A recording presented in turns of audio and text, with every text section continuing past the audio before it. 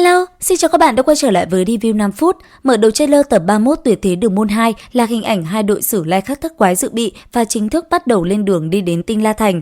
Bởi vì tốc độ của một số thành viên đội dự bị còn hạn chế, nên chú y lệnh cho những người đội chính thức giúp đỡ trong quá trình di chuyển. Vốn dĩ, ban đầu Mã Tiểu Đào muốn hỗ trợ Hoắc Vũ Hạo, nhưng Vương Đông không thích hai người ở cạnh nhau nên đã chủ động muốn được Mã Tiểu Đào giúp đỡ. Còn Hoắc Vũ Hạo, hắn được Đới Thực Hành sát sao bên cạnh, và dưới sự phát triển hiện đại của công nghệ thì Hòa Thái Đầu cũng phát cho mỗi người một cái phi hành hồn đạo khí. Chỉ cần tập trung tinh thần rót hồn lực vào trận pháp ở hạt nhân của hồn đạo khí thì lực đẩy sẽ giúp người sử dụng bay theo ý muốn. Bản thân Hoắc Vũ Hạo là hồn đạo sư nên khi sử dụng hồn đạo khí phi hành cũng không gặp quá nhiều khó khăn, vấn đề lớn nhất của hắn chính là giữ thăng bằng. Còn Tiêu Tiêu, mặc dù được Mã Tiểu Đào hướng dẫn nhưng cô bé sợ quá, liền không ngừng la hét. Sau một thời gian làm quen với phi hành hồn đạo khí, mấy thầy trò lại tiếp tục lên đường. Lúc này, chỉ huy cả nhóm chỉ còn mỗi Chu Y, còn Huyền lão không biết lại đi đâu nữa rồi. 7 người nội viện do Mã Tiểu Đào dẫn đầu mở đường di chuyển theo hình chữ nhân, sau đó tăng tốc đến tốc độ cao nhất. Trong quá trình phi hành, Đới Thực Hành ở bên cạnh đã chủ động bắt chuyện với Hoắc Vũ Hạo, nghe nói giữa cậu và đệ đệ ta có hiểm khích, mặc dù chưa biết nguyên nhân nhưng ta nghĩ do đệ đệ ta sai trước. Nó trước nay luôn nghĩ mình thiên phú cao, sinh ra ngạo mạn, ta đã dạy dỗ nó rồi. Hôm nay ta thay mặt nó xin lỗi đệ, chuyện qua rồi thì hãy cho qua nhé. Hoắc Vũ Hạo cố che giấu cảm xúc của mình, quay qua vui vẻ đáp: "Thực ra ta cũng có lỗi, huynh nói đúng, cái gì qua rồi thì cứ cho qua đi." Sau một ngày phi hành, mọi người cũng đã đến Minh Đấu Sơn Mạch. Thân là con trai của nguyên soái Tây Phương quân đoàn, Đới Thực Hành đã liên hệ để đoàn mình đến quân doanh nghỉ ngơi, tiện thể thu thập chút tin tức về đám tà hồn sư kia.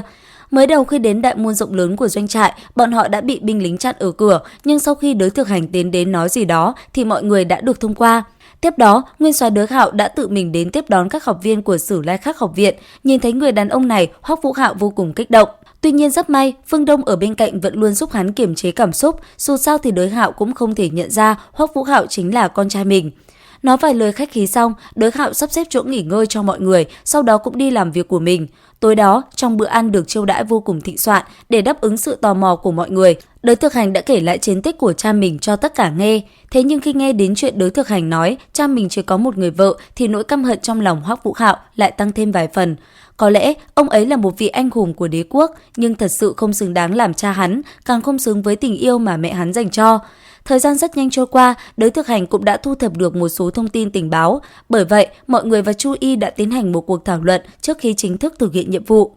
Vì thời gian quá gấp, bọn họ còn phải đến tham gia cuộc thi đấu hồn đại tái nữa, nên sau khi nhận được tin tình báo và bản đồ, liền lập tức khởi hành. Sắc trời càng lúc càng trở nên ảm đạm, sau khi tiến vào sâu bên trong khu rừng một đoạn nhất định, Chu Y tập trung mọi người lại, sau đó trầm giọng nói: "Ta vừa đi xem xét tình hình xung quanh, có phát hiện được một chút dấu vết, rất có thể đám gia hỏa chúng ta đang cần tìm cũng ở gần đây, mọi người hành động phải chú ý cẩn thận.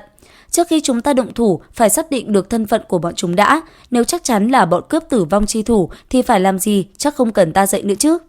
Đội dự bị tập trung ở gần ta, các ngươi có nhiệm vụ tiếp viện, Tiểu Đào, công kích chủ yếu là phần của các ngươi.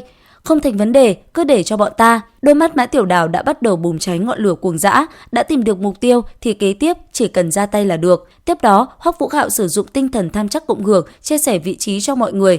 Cửa hang động đã bị mở, bên ngoài có xác của 5-6 tên cướp. Rõ ràng sau khi xác nhận được chính xác đây là bọn cướp tử vong chi thủ thì Chu Y cũng lập tức ra lệnh: "Chuẩn bị xuất phát. Tiểu Đào, người chỉ huy chiến đấu, ta chỉ huy đội dự bị." Mã Tiểu Đào đáp ngay lập tức. Sau đó, nàng cúi người phóng đi, theo sau là 6 thành viên đội chính thức. Chu Y dẫn theo đội dự bị chậm rãi đi theo, bên đội dự bị Bối Bối đi đầu, Từ Tam Thạch áp chốt, dù sao nhiệm vụ chủ yếu của bọn họ là phù trợ cho các vị học trưởng mà thôi, quan trọng nhất vẫn là bảo vệ bản thân mình. Càng vào sâu bên trong, mùi máu tanh không ngừng bay đến chỗ mấy người Hoắc Vũ Hạo, trừ 3 người Bối Bối, Từ Tam Thạch và Hòa Thái Đầu, những người còn lại đều tái mặt. Hai bên vách của hang động có hơn 10 bộ da người, thậm chí còn có thi thể của một đứa trẻ bị một mảnh đá đâm xuyên qua. Chứng kiến một màn này, Vương Đông và Tiêu Tiêu không khỏi cảm thấy buồn nôn. Thấy vậy, Chu Y nghiêm giọng nói: "Giữ vững tinh thần, những tên này đều là kẻ xấu, tiêu diệt hết bọn chúng xem như chúng ta đã gián tiếp cứu người vô tội." Đối mặt với đám tà hồn sư hung ác như vậy, tất cả mọi người đều cảm thấy phẫn nộ. Chính vì thế, cả đám hừng hực khí thế tiến sâu vào bên trong. Rất nhanh, phát hiện ra sự có mặt của bọn họ, một đám tà hồn sư đã liền xuất hiện, sau đó bao vây 7 người Mã Tiểu Đào. Chính tại giây phút này, một cuộc đại chiến đã liền diễn ra. Đến đây thì cũng hết tập 31 Đấu La Đại Lục 2. Xin chào và hẹn gặp lại các bạn ở những video tiếp theo.